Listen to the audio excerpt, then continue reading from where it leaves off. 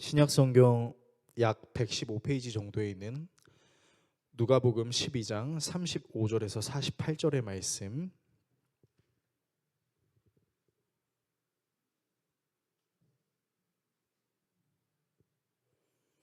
다 찾으신 줄로 알고 한 절씩 교독하시고 마지막 절은 같이 읽겠습니다. 하나님 말씀 읽겠습니다. 허리에 띠를 띠고 등불을 켜고 서 있으라. 너희는 마치 그 주인이 혼인집에서 돌아와 문을 두드리면 곧 열어주려고 기다리는 사람과 같이 되라. 주인이 와서 깨어있는 것을 보면 그 종들은 복이 있으리로다. 내가 진실로 너희에게 이르노니 주인이 띠를 띠고 그 종들을 자리에 앉히고 나와 수종 들리라. 주인이 혹 이경에나 혹 삼경에 이르러서도 종들이 그같이 하고 있는 것을 보면 그 종들은 복이 있으리로다. 너희도 아는 바니 집주인이 만일 도둑이 어느 때에 이를 줄 알았더라면 그 집을 뚫지 못하게 하였으리라. 그러므로 너희도 준비하고 있으라. 생각하지 않은 때에 인자가 오리라 하시니라. 베드로가 여짜오되 주께서 이 비유를 우리에게 하심이니까 모든 사람에게 하심이니까. 주께서 이르시되 지혜 있고 진실한 청지기가 되어 주인에게 그 집 종들을 맡아 때를 따라 양식을 나누어 줄 자가 누구냐. 주인이 이를 때 그 종이 그렇게 하는 것을 보면 그 종은 복이 있으리로다. 내가 참으로 너희에게 이르노니 주인이 그 모든 소유를 그에게 맡기리라. 만일 그 종이 마음에 생각하기를 주인이 더디 오리라 하여 남녀 종들을 때리며 먹고 마시고 취하게 되면, 같이 읽습니다. 생각하지 않은 날 알지 못하는 시각에 그 종의 주인이 이르러 엄히 때리고 신실하지 아니한 자의 받는 벌에 처하리니. 47절 8절도 같이 있습니다. 주인의 뜻을 알고도 준비하지 아니하고 그 뜻대로 행하지 아니한 종은 많이 맞을 것이요 알지 못하고 맞을 일을 행한 종은 적게 맞으리라. 무릇 많이 받은 자에게는 많이 요구할 것이요 많이 맞은 자에게는 많이 달라 할 것이니라. 아멘. 오늘 여러분과 함께 예수님의 일생 94번째 시간, 재림을 기다리는 신앙이라는 주제로 하나님 말씀 나누도록 하겠습니다.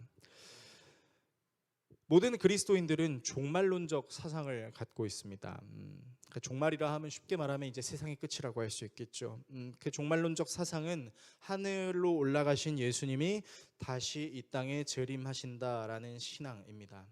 하늘로 올라가셨을 때의 모습 그대로 다시 이 땅에 내려오셔서 모든 사람들을 심판하시고 새로운 하늘과 새로운 땅으로 우리도 새로운 모습으로 부활하게 된다는 사실을 믿는 겁니다. 여기서 새로운 하늘과 새로운 땅은 신천지가 주장하는 그 새로운 하늘과 새로운 땅이 아닌 정말로 하나님께서 완벽하게 새로 만드시는 새로운 하늘과 땅을 이야기합니다. 그런데 이 예수님의 재림의 특징이 있다면 이 예수님의 재림은 언제 올지 모른다는 겁니다. 예수님은 이거를 다른 말로는 도둑같이 임할 것이다 라고 말씀하셨었죠. 그러니까 우리는 사실은 언제 예수님이 오실지 모르는 상황에서 우리는 살아가는 것입니다. 물론 예수님이 언제 재림하실지를 추측은 할 수 있을 것입니다.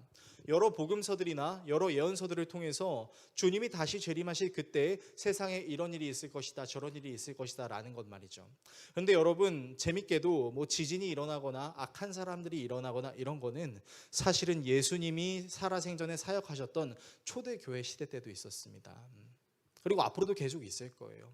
그래서 우리는 언제 오실지 모르는 그 예수님의 재림을 기다리는 마음으로 어떤 측면에선 두렵고 떨림으로 우리의 신앙생활을 이루며 나아가야 할지도 모르겠습니다.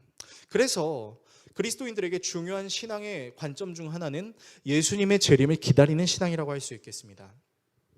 이 세상에는 분명히 끝이 있고 그 끝에는 예수님의 심판이 기다리고 있기 때문에 우리는 오늘 하나님 앞에서 어떻게 살아야 하는가에 대한 깊은 고민이 필요한 것이죠.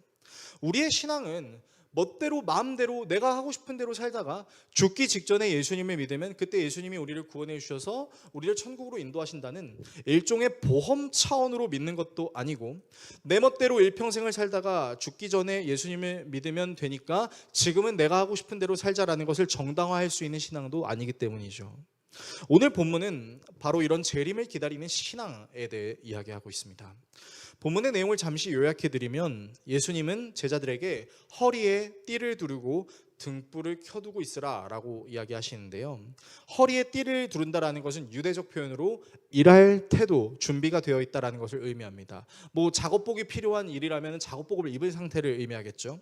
그리고 등불을 켜놓으라는 것은 이제 주인이 어두운 때에도 다시 돌아올 수 있으니까, 그러니까 다른 말로 너에게 맡겨진 그 일을 쉬지 않고 지속해서 하라는 의미를 담고 있습니다. 당시 유대 사회에서 혼인잔치는 오늘날 우리가 결혼식을 1시간 반 정도 하는 그런 것과는 비교할 수 없을 정도로 길게 했어요. 일주일 정도 했습니다. 그리고 그 잔치를 벌이면은 그 마을에 있는 모든 사람들이 모여서 일주일 동안 그 잔치에 참여해서 먹고 마시는 거죠. 예수님이 가나의 혼인잔치 때 기적을 발휘하셨던 그때도 왜 포도주가 부족했냐면 7일 동안 잔치를 하니까 이제 준비된 포도주가 이제 부족해지는 거죠. 그래서 이제 그 늦은 시간까지 준비를 해야 되는데 예수님은 2경이나 3경이라는 시간을 말씀하시는데 그 2경이나 3경은 밤 9시부터 새벽 3시를 의미합니다. 당시 굉장히 길게 이루어지는 혼인잔치의 끝이 대부분 늦은 밤이나 새벽에 끝났다는 것을 우리가 감안했을 때 주인이 굉장히 늦은 밤에 돌아올 수 있으니까 종은 항상 등불을 켜놓고 주인을 맞이할 준비, 허리띠를 하고 있는 상태에서 주인을 기다리라는 것이죠. 이런 종들에게 복이 있다라고 예수님 말씀하십니다. 문제는 이 주인이 도둑같이 오기 때문에 언제 올지를 우리가 예측을 할 수 없다라는 것입니다. 그리고 예수님의 이런 비유를 들은 베드로는 한 가지 생각을 했죠. 이게 우리한테만 얘기하는 건가? 아니면 모든 사람들한테 얘기하는 건가? 그래서 베드로가 질문합니다. 예수님, 이거 저희한테 하시는 얘기예요? 아니면 여기 있는 모든 사람들한테 하시는 얘기예요? 근데 아마도 베드로의 마음속에는 우리한테만 하는 얘기였으면 좋겠다라는 일종의 나는 제자라는 교만함이 담겨져 있었던 것 같아요. 그래서 예수님께서는 그 교만함을 경계하라는 차원에서 이제 또 다른 이야기를 하고 계시죠. 준비한 자에게는 복이 있지만 준비하지 않은 자에게는 복이 있다. 그래서 슬기로운 청지기와 그렇지 않은 청지기에 대해서 말씀하시는 것이 오늘 본문의 내용입니다. 저는 오늘 본문을 통해서 여러분과 예수님이 말씀하시는 그 재림에 관련된 그리스도인들의 신앙이 어떠해야 되는지에 대해서 함께 나누는 시간을 가지려고 합니다. 본문을 통해 다음의 내용을 묵상하려고 하는데요. 먼저 재림을 기다리는 것이 아닌 것에 대해서 말씀드리겠습니다. 그리고 재림을 기다리는 신앙에 대해 말씀드리겠습니다. 마지막으로 재림을 기다리는 자의 복에 대해 말씀드리겠습니다. 재림을 기다리는 것이 아닌 것, 재림을 기다리는 신앙, 재림을 기다리는 자의 복, 이 세 가지 내용을 함께 살피고 기도하겠습니다. 첫 번째, 재림을 기다리는 신앙이 아닌 것입니다. 여러분, 우리가 어떤 답을 찾아가기 위해서 사용하는 방법론들 중에서는 이게 정답일까 저게 정답일까 살펴보는 것도 있지만 반대로는 무엇이 정답이 아닐까를 생각해 보는 것도 큰 도움이 됩니다. 따라서 오늘 본문을 여러분과 함께 묵상하면서 재림을 기다리는 신앙이 아닌 것이 무엇인지에 대해서 좀 살펴보겠습니다. 예수님께서는 혼인잔치를 향해 떠난 주인을 기다리는 종의 모습에 대해 다음과 같이 말씀하시는데요. 본문 35절에서 40절의 말씀을 화면을 통해 같이 읽겠습니다. 너희는 허리에 띠를 띠고 등불을 켜놓고 있어라. 마치 주인이 혼인잔치에서 돌아와서 문을 두드릴 때 곧 열어주려고 대기하고 있는 사람들과 같이 되어라. 주인이 와서 종들이 깨어 있는 것을 보면 그 종들은 복이 있다. 내가 진정으로 너희에게 말한다. 그 주인이 허리를 동이고 그들을 식탁에 앉히고 곁에 와서 시중 들 것이다. 주인이 밤중에나 새벽에 오더라도 종들이 깨어 있는 것을 보면 그 종들은 복이 있다. 너희는 이것을 알아라. 집주인이 언제 도둑이 들지 알았더라면 그는 도둑이 그 집을 뚫고 들어오도록 내버려 두지 않았을 것이다.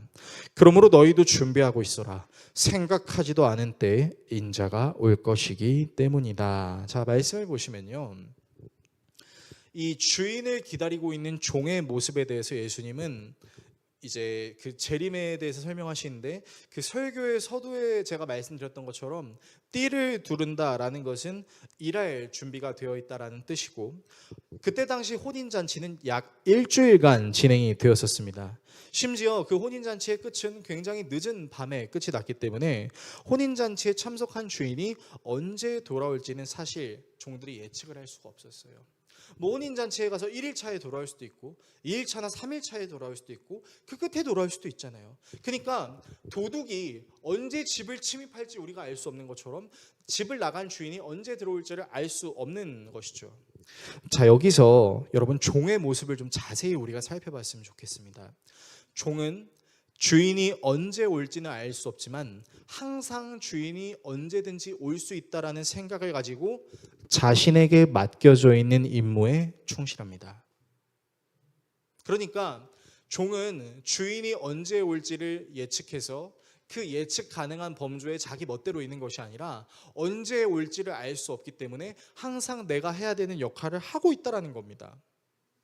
그러니까 여러분 재림을 기다린다라는 건요, 예수님이 언제 재림할지를 우리가 대략 짐작을 해서 그 전까지는 내 멋대로 지내고 내가 하고 싶은 대로 살다가 이때쯤이면 예수님이 재림하실 것 같아라고 해서 그때부터 잘하는 척하는 것이 아니라 언제 예수님이 재림하실지 알 수는 없지만 항상 예수님이 급하게 재림하실 수 있다는 것을 알고 예수님이 나에게 원하시는 자의 모습으로 계속해서 살아가는 것. 다시 말해 그리스도인으로서의 삶을 행하고 지켜 나아가는 것. 여러분 묵묵히 자신의 일을 하는 것이 재림을 기다린다라는 것이죠. 그러니까 반대로 재림을 기다리지 않는 자의 삶에 재림을 기다리는 것이 아닌 것은 그것을 내 멋대로 예측하고 그것을 내 멋대로 계산을 해서 내 마음대로 행동하는 것을 정당화하는 것이라고 할 수 있겠습니다.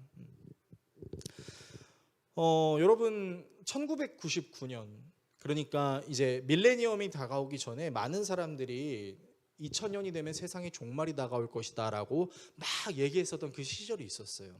그때 굉장히 유명해졌던 한 이단 종파들이 있었는데 그 사람들이 누구였냐면 다미선교회였습니다.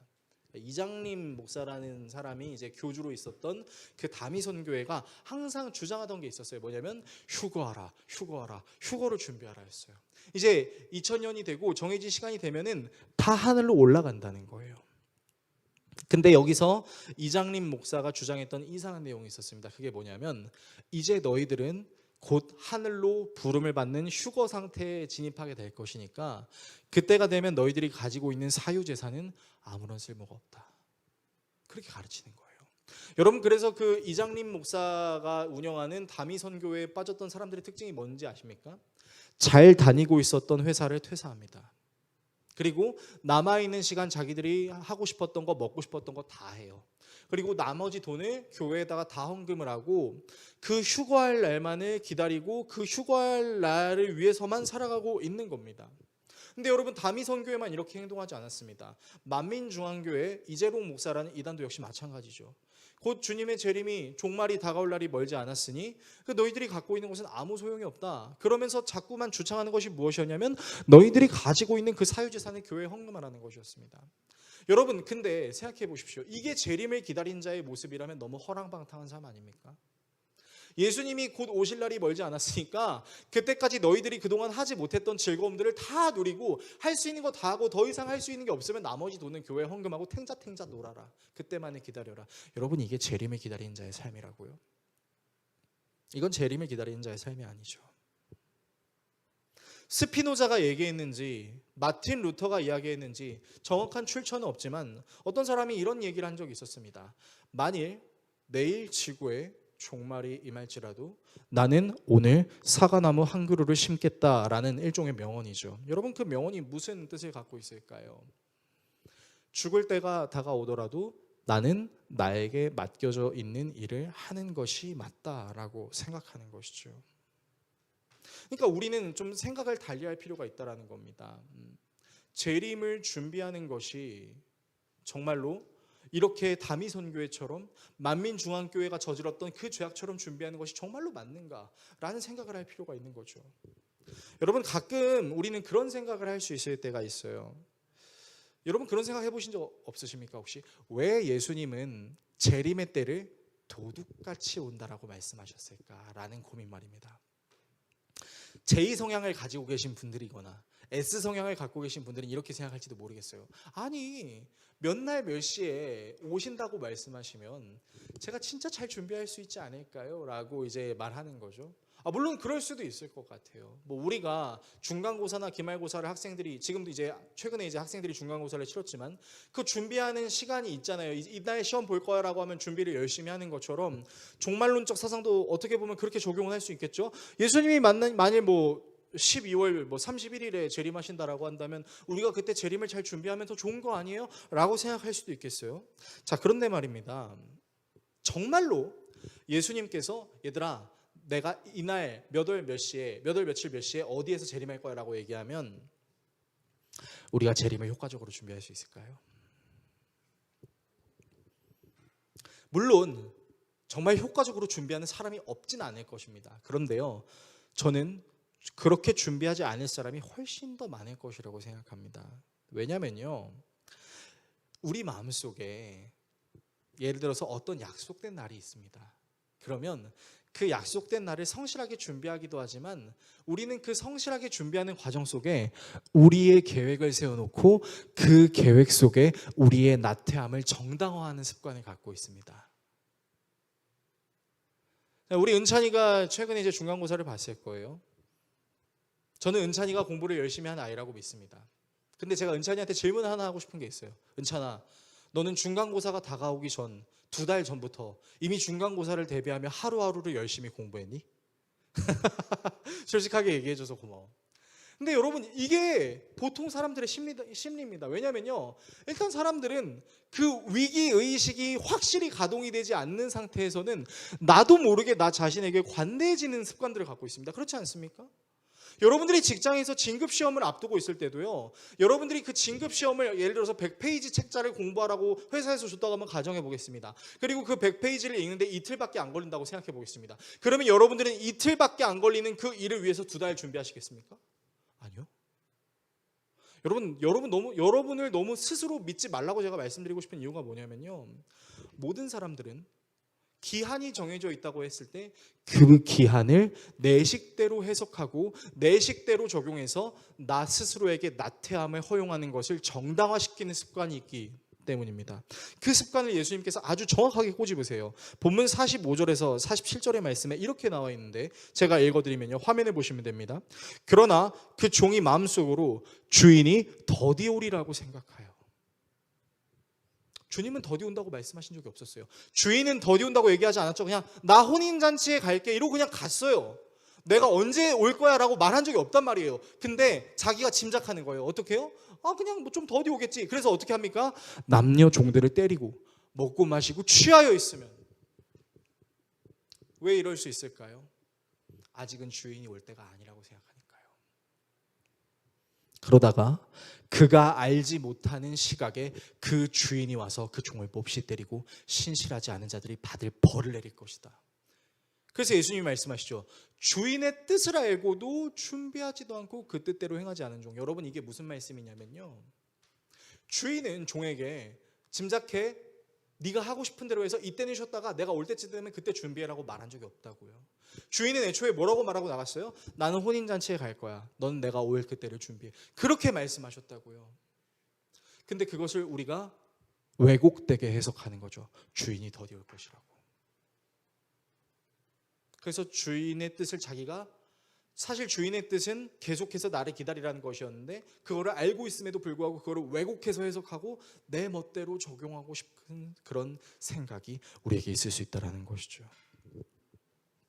예수님은 주인이 언제 오는지 알려주지 않았을지라도 모든 것을 자기 자신의 식대로 판단하고 멋대로 행동하는 종의 행동은 교만이고, 그것이 종의 역할을 하지 못하게 만들 뿐만 아니라 스스로를 매우 나태하게 만들고 주변 사람을 힘들게 만드는 결과를 낳을 수 있다라고 말씀하십니다.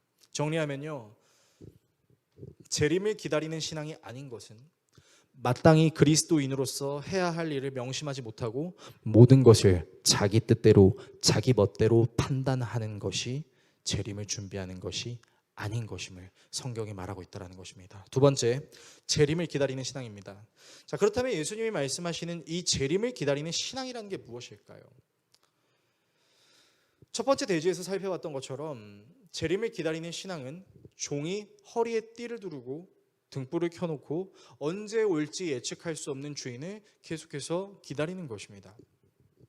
근데 여기서 여러분께 질문하고 싶은 것이 있습니다.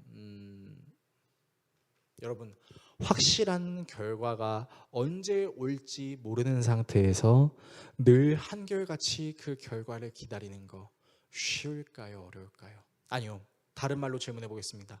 우리가 할 수 있을까요? 할 수 없을까요?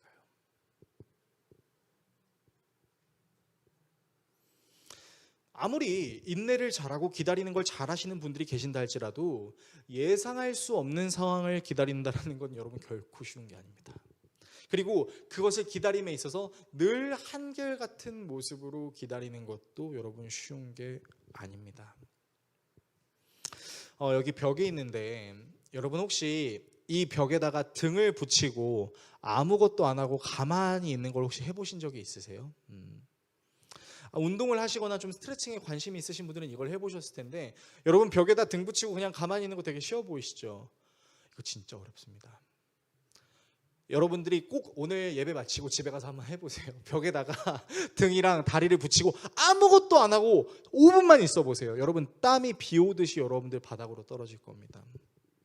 부동의 자세 유지하는 거, 기다리는 거 여러분 쉬운 거 아닙니다. 매우 쉬운 것처럼 보여도 절대 쉬운 게 아니라는 것이죠. 사실 벽에다가 등을 붙이는 것은 껌을 씹고 있는 것만큼 되게 쉬운 일이 될 수도 있지만 그것을 흐트러짐 없이 유지하고 있는 것은 껌을 만드는 것보다 훨씬 어려운 일이죠.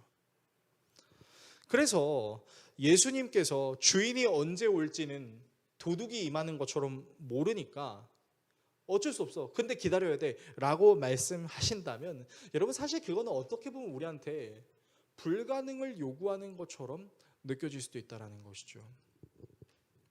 그런데 저는 이렇게 불가능해 보이는 것이 가능해질 수 있는 경우의 수가 있다라고 믿습니다. 저는 그것을 두 가지로 여러분들께 설명드리고 싶은데 첫 번째는 사랑이고 두 번째는 충성입니다. 이 개념들을 좀 설명해 드리겠습니다.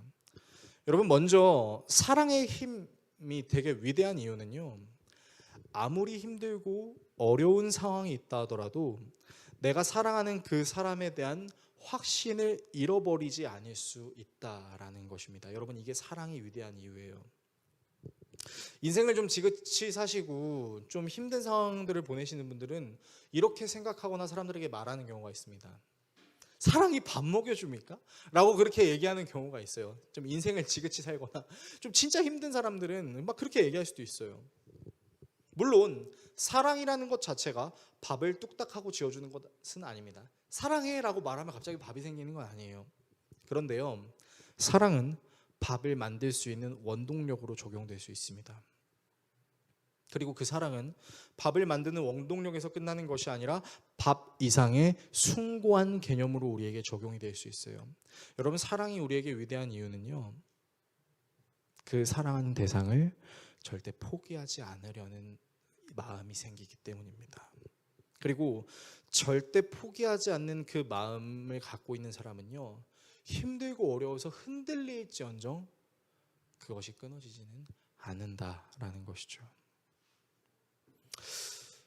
많은 이제 성도님들, 특별히 남편이 있고 아내가 있는 성도님들 중에서 혼자만 신앙생활하는 분들이 갖고 있는 공통의 소원의 기도의 제목이 있습니다. 우리 교회도 그런 성도님이 계신데 뭐냐면 내 남편, 내 아내, 내 남자친구, 여자친구가 교회에 나왔으면 좋겠다라는 거죠. 교회에 안 나오는 이유도 너무 어이가 없어요. 신이 있다는 건 알겠대요. 근데 하나님을 믿기는 싫대요. 논리적으로 설명하면 왜 신앙인이 논리적으로 설명하냐고, 내 마음 이해해 주지 못하냐고, 교회에서 그렇게 가르쳤냐고 막 비난하기도 하는 거죠. 정말 마음속으로 그 사람에게 예수님을 전하고 싶은데 전해지지 않는 것 같아서 힘들어하는 사람들이 사실 교회에 굉장히 많이 있습니다. 근데 제가 그분들한테 위로의 말씀을 드리고 싶은 건요, 여러분 절대 포기하지 않으면 그때가 언젠지는 우리가 정확하게 알 수 없지만 하나님께서 내 사랑하는 사람의 영혼을 데려가시고 예수를 믿을 수 있는 기회를 허락해 주신다는 겁니다. 제가 전에 섬겼던 교회 한 집사님의 일인데요. 이 집사님의 남편이 이제 사업을 하시는 분이었어요. 근데 이제 파이프 관련 사업을 하는데 국내에서 그 파이프 특허랑 그 파이프 제조법이 되게 유일한 회사였어요. 그러다 보니까 이 남편이 사업이 굉장히 규모가 크고 어쩌면 예수님을 굳이 믿지 않더라도 부와 명예를 놓지 않을 수 있는 그런 삶을 살 수 있는 분이었어요. 근데 이 여집사님의 마음속에는 항상 이 남편이 자기 힘을 너무 의지하고 자기가 자기 스스로를 구원할 수 있다라고 생각하니까 항상 하나님께 기도하는 거죠. 이분이 교회에 나오는 때는 딱 3번이었습니다. 부활절, 추수감사절, 크리스마스 이 3번에만 나왔었어요. 교회에서 뭐 행사가 있고 그러니까. 그래서 그때 이제 설교를 들을 때마다 그 남편은 아닌 것 같은데, 난 내 힘으로 잘 살 수 있을 것 같은데 라고 항상 얘기를 했다라는 거예요. 그래서 이 여자 집사님이 날마다 헌금을 이제 봉헌을 하실 때마다 그 헌금 봉투에다가 적었던 기도 제목이 있었습니다. 그게 무엇이었냐면, 우리 남편 땡땡땡 성도 진짜 성도 되게 해주세요 라는 기도 제목이었어요. 그리고 그분이 신앙생활을 시작하면서 한 주도 빠짐없이 늘 같은 기도 제목을 헌금 봉투에 적으면서 그렇게 봉헌을 했다라는 겁니다. 그렇게 1년이 2년이 되고 3년이 되고 4년이 돼서 어느덧 7년에 이르렀을 때였어요. 갑자기 남편이 그러는 겁니다. 여보, 나 오늘은 교회 가고 싶어 라고 얘기를 하더래요. 왜? 교회 가고 싶어 라고 얘기를 하는 거예요. 아무 이유도 없이.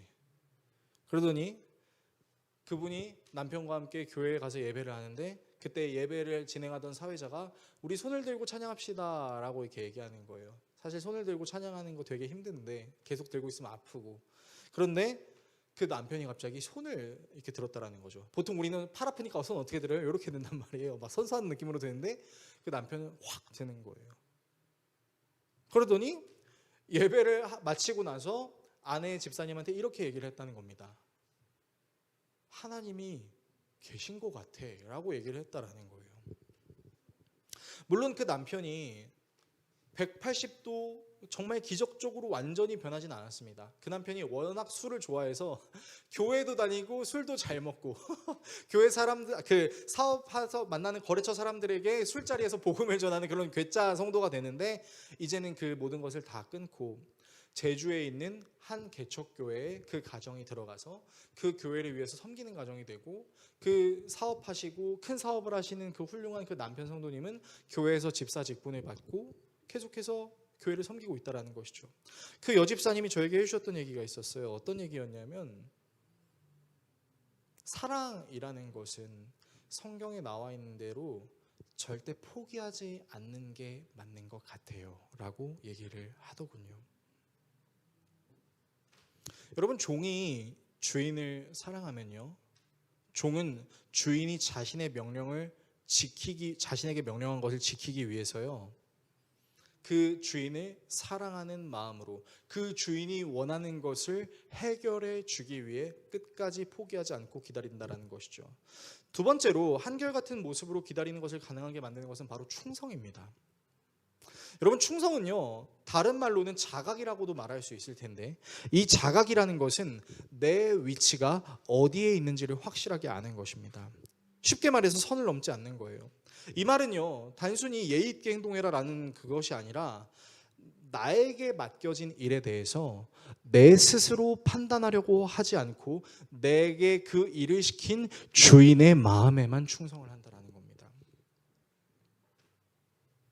그리고 성경에는 이와 같은 일들을 실제로 성실하게 해낸 인물들이 있었습니다. 대표적인 예로 누가 있냐면 요셉이 있습니다. 여러분, 요셉은요, 형제들에게 그 버려짐을 받아가지고 이제 미디안 상인에게 팔려서 결국에 이집트의 노예로 팔려가죠. 근데 그 이집트의 친위대장을 하고 있던 사람이 보디발이었습니다. 근데 이 보디발의 집에 처음 들어갔을 때 요셉의 포지션은 그냥 완전 하급종이었어요. 근데 요셉이 그 하급 종의 신분을 갖고 있음에도 불구하고 요셉은 자기의 어떤 의의를 주장하지 않고 주인이 시키는 대로 합니다. 그래서 보디발이 그 요셉을 누구로 임명하냐면요, 가정총무로 임명합니다. 가정 충무라는 것은 무슨 말이냐면 이 집에 내가 없을 때 내 역할을 대신할 수 있는 사람을 의미합니다. 그러니까 대리인을 의미하는 거예요. 그런데 여러분, 이 요셉이 보디발의 대리인으로 살다가 누명을 쓰는 적이 있죠. 여러분은 다 알고 계실 겁니다. 보디발의 아내가 젊은 요셉을 보고 흠모했어요. 요셉이랑 잠을 자고 싶어 했죠. 그래서 맨날 요셉한테 윙크해요. 나랑 잠자자고.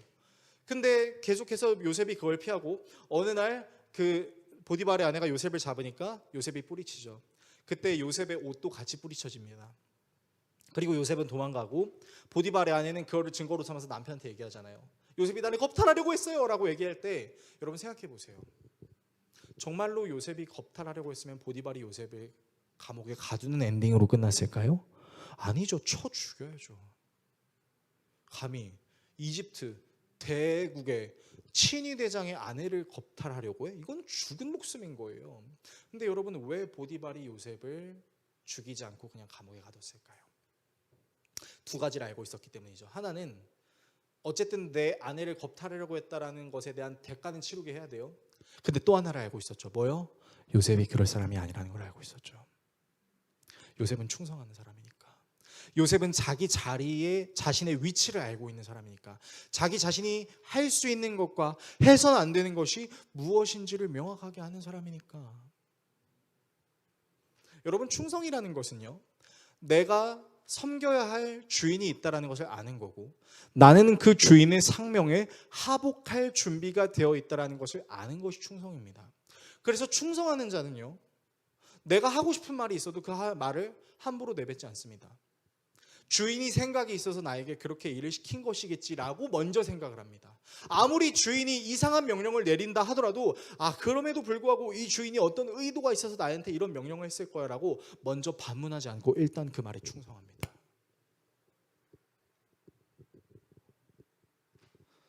여러분, 재림을 기다린다는 것은요, 바로 이 사랑과 충성이 결합이 되어 있는 그리스도인의 태도입니다. 여러분, 우리는 재림을 억지로 기다리지 않습니다. 주님을 사랑하는 마음으로 기다리죠. 주님이 반드시 다시 오실 것을 알기 때문에, 그 주님이 나에게 영원한 생명과 천국을 허락하실 주님이라는 것을 알고 계시기 때문에 그 주님을 사랑하는 마음으로 기다립니다. 그리고 사랑하는 마음으로 기다릴 뿐만 아니라 그 하나님이 나의 주인이시기 때문에 주인의 말씀에 충성하는 거룩한 의무로 기다리는 겁니다. 여러분, 그래서 우리가 예수님의 재림을 기다리는 태도에 예수님을 향한 사랑과 예수님을 향한 충성이 없다면 우린 금방 지칠 거예요. 하기 싫어질 겁니다. 아까 예수님께서 비유로 말씀하신 것처럼 우리는 예수님이 오신 날에 짐작을 하게 될 겁니다. 근데 그 짐작은 거룩한 짐작이 되지 않고 어느 정도 내 멋대로 하다가 이때쯤 되면 내가 주님께 그래도 좀 순종해야지라는 계산적인 태도를 낳게 될 수 있다는 것이죠. 그러므로 기억하십시오. 주님은 오늘 우리에게 말씀하십니다. 재림을 기다리는 자에게 필요한 것은 주님을 사랑하는 마음과 그 주님을 충성하려는 마음이라는 것입니다. 세 번째, 재림을 기다리는 자의 복입니다.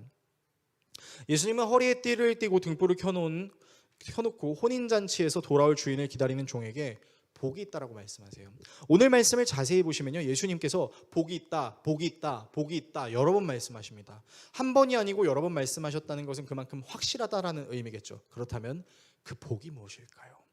오늘 본문 36절에서 37절 그리고 42절에서 44절의 말씀을 화면을 통해 같이 읽겠습니다.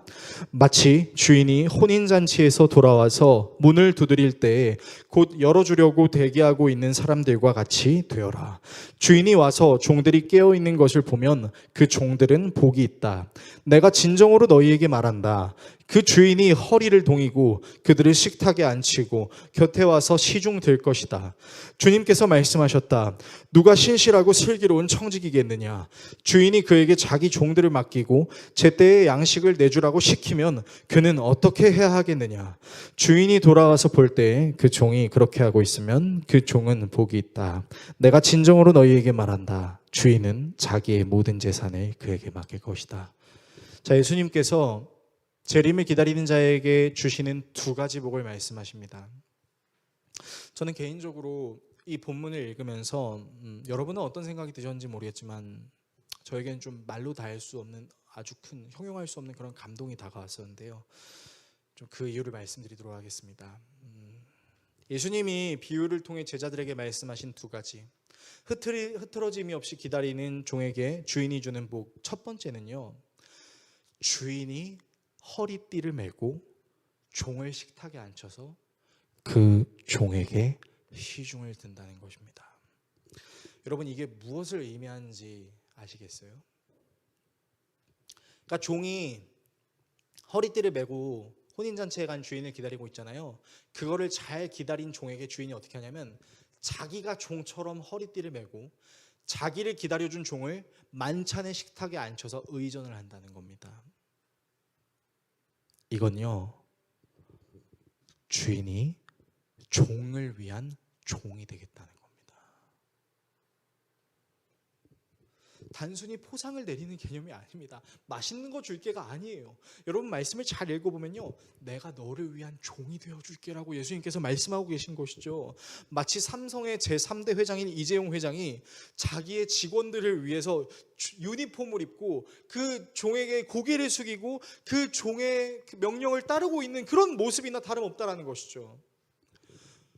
여러분, 근데 예수님의 사역이 자세히 보면 그런 모습입니다. 여러분, 예수님은 우리는 성자 하나님이라고 이야기해요. 그러니까 3위의 하나님 중에 제2위격으로 우리가 예수님을 믿고 있죠. 그러니까 예수님은 다른 의미로는 하나님이세요. 근데 여러분, 하나님께서 우리를 구원하시기 위해 채택하신 방식이 뭡니까? 예수인 자신의 아들이자 하나님을 인간의 옷이라는 종의 형태를 입히는 겁니다. 여러분, 예수님은 완전한 하나님이셨지만 반대로 완전한 인간이시기도 했습니다. 여러분, 우리는 배고픔을 느끼기도 하고 졸음을 느낄 때도 있고 피곤함을 느낄 때도 있습니다. 근데 사실 이 모든 연약한 것들은 하나님에게는 적용이 안 되는 거예요. 하나님은 졸지도 주무시지도 않고 피곤하시지도 않으시죠. 근데 하나님이 졸고 피곤하고 힘들어한다고요. 왜요? 인간이라는 종의 형태를 입고 있었기 때문이죠. 그러면 예수님이 왜 인간의 옷을 입으셔야 했죠? 우리는 알고 있습니다. 인간이 마땅히 감당해야 될 죽음의 죄의 문제를 인간의 형태로 오셔서 자기 모두에게 상달시켜서 그것을 해결하시기 위함이었던 것이죠. 여러분, 그래서 이 예수 그리스도의 사역을 알았던 사도 바울은 빌립보 교회 성도들한테 이렇게 얘기했어요. 빌립보서 2장 5절에서 8절인데요. 이런 말씀입니다. 여러분 안에 이 마음을 품으십시오. 혹시 말씀이 기록이 되어 있지 않나요? 네, 보여주십시오. 여러분 안에 이 마음을 품으십시오. 그것은 곧 그리스도 예수의 마음이기도 합니다. 그는 하나님의 모습을 지니셨으나, 이게 뭐냐면 하나님이란 얘기예요. 하나님이신데 하나님과 동등함을 당연하게 생각하지 않고 뭐라고 얘기해요? 자기를 비워서 종의 모습을 취하셨다. 사람의 모양으로 나타나셔서 자기를 낮추고 죽기까지 순종하셨다. 십자가에 죽기까지 했다라는 것이죠. 그러니까 예수님이 말씀하시는 주인을 기다리는 자에게 그 주인이 종과 같은 모습으로 섬기겠다라고 말하는 건 뭐예요? 마땅히 종이 되어서 마땅히 죽음을 감당하고 그 죄값을 치러야 되는 우리 모두의 그 문제를 자기가 종의 형체를 띠고 감당하겠다라고 얘기하는 거죠. 두 번째로 주인이 종에게 줄 수 있는 복이 무엇이냐면요, 자기의 모든 재산을 종에게 맡긴다라는 것입니다. 여러분, 이 말이 무슨 말인지 아시겠어요? 이 말은 다른 말로요, 종에게 자신의 모든 것을 위임한다라는 말과 똑같아요. 여러분, 하나님만이 하실 수 있는 게 있었습니다. 그것이 무엇이었죠? 이 모든 세상을 다스리는 거였어요. 그리고 이 모든 세상을 다스리는 것을 하나님이 지으신 피조물 중 딱 한 존재에게만 주셨습니다. 그게 누구였죠? 사람이었죠. 근데 사람이 만족하지 못했어요. 무엇을요? 하나님과 같이 되지는 못했다. 선악과를 볼 때마다 하나님이라는 존재가 있었지라는 걸 알았으니까요. 하나님과 같이 되고 싶은 마음을 가지고 선악과를 먹게 되므로 저주를 받게 되어 죽음의 문제, 죄의 문제로부터 자유로워질 수 없게 되었죠. 그런데 여러분, 우리가 예수 그리스도를 믿음으로 우리에게 주어지는 축복이 있다면 그것은 무엇이냐면 다시 하나님께서 우리에게 주셨던 에덴 동산이 회복된다라는 겁니다. 여러분, 에덴 동산의 정체성은 무엇이었냐면 사람이 모든 것을 다스린다는 거였어요. 사람이 모든 것을 다스린다는 것은 사람이 모든 것이 가능하고 모든 행복을 누릴 수 있다는 것이었습니다. 그리고 예수님께서 다시 재림하시는 그때 우리에게 완전한 새하늘과 새 땅, 진정한 천국이 오게 되죠. 여러분, 그때 새하늘과 새 땅만 만들어지는 게 아닙니다. 우리의 육신도 부활합니다. 그리고 부활한 우리의 육신으로 우리는 하나님이 만드신 천국에 올라가서 무엇을 하죠? 기뻐하죠. 행복해하죠. 영원토록 주님을 예배하게 되죠. 그래서 우리는 그 천국을 가리켜 뭐라고 얘기하죠? 그곳은 슬픔도 없고 눈물도 없고 고통도 아픔도 절망도 허무도 없는 진정한 아름다운 곳이다 라고 얘기하는 거죠. 이 영원한 삼위 하나님의 사귐에 완전한 초대를 받아서 주님을 누리며 살게 되는 것, 여러분, 이것이 다른 말로는 하나님이 가지신 모든 것을 우리에게 주시는 것, 여러분, 이것이 진정한 복이죠. 그러면 우리는 한번 좀 깊이 고민해 봐야 될 게 있습니다. 뭘 고민해 봐야 될까요? 우리는 정말로 하나님께서 우리에게 주고자 하시는 그 천국을 소망하는 마음으로 오늘을 살고 있는지, 아니면 그 천국은 아직 오기 멀었으니까 이 땅을 천국같이 살고 싶은 마음이 더 큰지라는 생각을 해볼 필요는 있다는 거죠. 여러분, 100세 시대라는 말이 많이 있잖아요. 근데요, 여러분, 그래봐야 100년밖에 안 됩니다. 하지만 우리가 하나님 나라에 거하게 되는 그때는 100년과는 비교할 수 없을 만큼 영원한 시간에 우리가 살게 되는 거죠.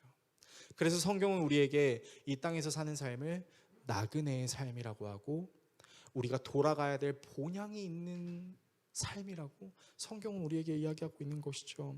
여러분, 제발 저의 말을 오해하지 않으셨으면 좋겠습니다. 이 세상에 있는 건 아무것도 쓸모가 없어요, 소용이 없어요 라고 얘기하는 게 아니에요. 저는 명절이니까 여러분들이 이 명절 동안 맛있는 거 많이 드셨으면 좋겠습니다. 그리고 좀 이렇게 통장에 돈 좀 모으셨으면은 여러분들 갖고 싶었던 거 좀 사세요. 사랑하는 남편한테, 아내한테, 자녀한테 좀 사주시고 또 용돈도 주시고 받으세요. 근데 그 즐거움은 이 세상에서 잠깐 누릴 수 있는 거지만, 우리가 이후에 주님이 재림하실 때 맞이하게 되는 그 천국은 우리가 다스림을 당하는 곳이 아닌 우리가 다스릴 수 있는 곳이라는 것이죠. 하나님만이 다스리실 수 있었던 그 천국을 우리가 에덴 동산 때와 같이 모든 것을 다스리며 모든 것이 다 우리의 것이 되는 그것을 사모하는 마음으로 오늘 주님이 재림하시는 때를 기다리는 삶, 바로 그 내용을 오늘 본문은 이야기하고 있다라는 것입니다. 설교를 정리하겠습니다. 사랑하는 성도 여러분, 우리의 신앙생활의 목표는 어떻게 보면 한 가지라고 할 수 있겠어요. 하늘로 승천하셨다가 다시 이 땅에 재림하시는 그 예수 그리스도를 기다리는 삶이죠. 근데 그 삶을 살아가면서 때로는 주님께서 다시 오실 그날을 희망하는 것보다는 이 세상에서 너무 힘들고 견디기 어려우니까 그냥 잠깐 그 순간 내 기분이 좋고 그냥 잠깐 내가 좀 원하는 거 하고 내가 바라는 걸 하는 게 더 천국처럼 느껴지는 경우도 분명히 있을 수 있을 것입니다. 그런데 우리의 마음속에는 그럼에도 불구하고 그 말이 있을 거예요. 저나 여러분이나 내가 주님을 사랑한다라는 그 고백이 거짓이 되지 않기를 원한다라는 소망 말이죠. 여기 앉아 계신 그 누구도 내가 주님을 사랑한다는 그 고백이 거짓이 되길 바라는 사람은 아무것도 없을 겁니다. 오히려 우리는 항상 그렇게 생각할까요? 어떻게 생각할까요? 나 진짜 예수님이 다시 오실 그날을 정말 잘 기다리고 싶은데 잘 기다리지 못하는 나의 연약함 때문에 절망하고 그 연약한 절망을 잠시나마 잊고 싶어서 마취제와 같은 것으로 그것이 어떻게 보면 우리의 먹을 것이 될 수도 있을 것이고 그것이 어떻게 보면 여행이 될 수도 있을 것이고 그것이 어떻게 보면 소비가 될 수도 있겠죠. 잠깐의 즐거움으로 그것을 잊고 싶어하는 우리의 연약함도 있을 수 있다는 것이죠. 그러나 우리는 항상 기다리고 있다고요. 정말 예수님께서 다시 재림하시고 예수님께서 재림하셨을 그때 우리에게 펼쳐질 그 천국을 우리는 정말 소망하면서 기다리고 있다는 것이죠. 그래서 우리는요, 능동적으로 기다려야 할 겁니다. 언제 주님이 재림하실지를 우리가 알 수는 없습니다. 그리고 그거를 우리가 함부로 예측해서도 안 된다는 것이죠. 중요한 건 언제 주님이 오실지는 모르지만 나는 능동적으로 내일이라도 주님이 재림하실 거라고 생각하고 오늘 내가 주님을 더 사랑하는 마음으로 살아가는 거죠. 이렇게 능동적인 기다림을 하면서 또 한 가지의 기다림을 해야 될 겁니다. 그것은 바로 수동적인 기다림입니다. 왜요? 내가 주인은 아니잖아요. 주인이 자기가 오고 싶을 때 오겠죠. 하나님이 계획하신 그때에 오겠죠. 그래서 우리는 주님이 당장 내게 재림하시지 않는 것처럼 느껴져도 주님이 항상 우리를 원하신다라는 그 마음을 잊지 않는 수동적인 기다림이 우리에게 필요합니다. 주님이 지금도 나를 원하시고, 주님이 항상 나를 원하시고, 주님이 항상 나와 같이 있고 싶어 하신다라는 것을 우리가 가슴으로, 머리로 절절히 느끼는 수동적 기다림이죠.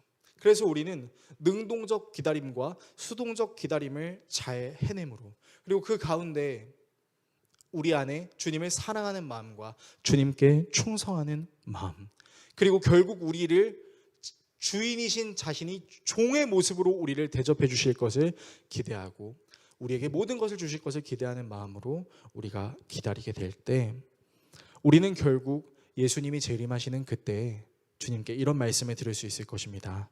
잘하였도다 착하고 충성된 종아, 네가 적은 일에 충성하였음에 더 많은 것을 너에게 주리니 나의 즐거움에 네가 함께 참여하기를 원한다. 이 주님의 말씀을 기대하는 마음으로 재림을 기다리는 능동적 신앙, 수동적 신앙을 잘 간직하며 사랑하고 충성하는 저와 여러분 모두가 될 수 있기를 예수 그리스도의 이름으로 축원합니다.